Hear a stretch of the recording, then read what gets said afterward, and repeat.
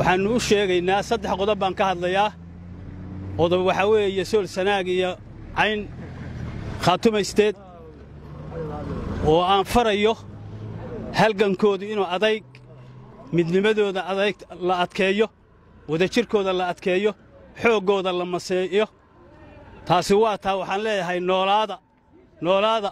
jamaahiirta kacdayna waxaan leeyahay wuxuu yidhi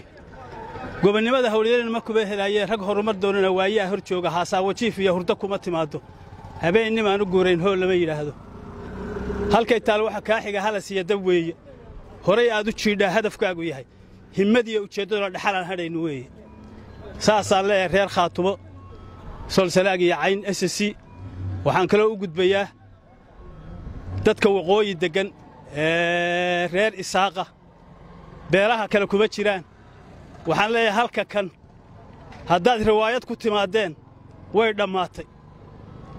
daris walaala ah xoolaha kala socda aan noqonno laba maamul baynu kala nahay laascaanood maxay tabanaysaa ragga ku hadayaamaya habeen iyo maalin ee wadaadka leh ee cuqaasha leh ee isimada leh ee nin garboodka leh laascaanood waxba taban mayso laba maamul baynu nahay aan isnabad gelinno yaa laydinka la'yahay kuwa halkan jooga ciidanka ah la leeyahay gooja caday fadhiyaana hal mid baan leeyahay ninkan wax isku falahawna fadhi kii wax isku falayawna si hufan uga bax waa lagu soo dhaweynayaa waa lagu taakulaynayaa gurigaagii baa lagu dirayaa taana taasaan leeyahay ummadda Soomaalida waxaan leeyahay dadka Soomaalinimada diiday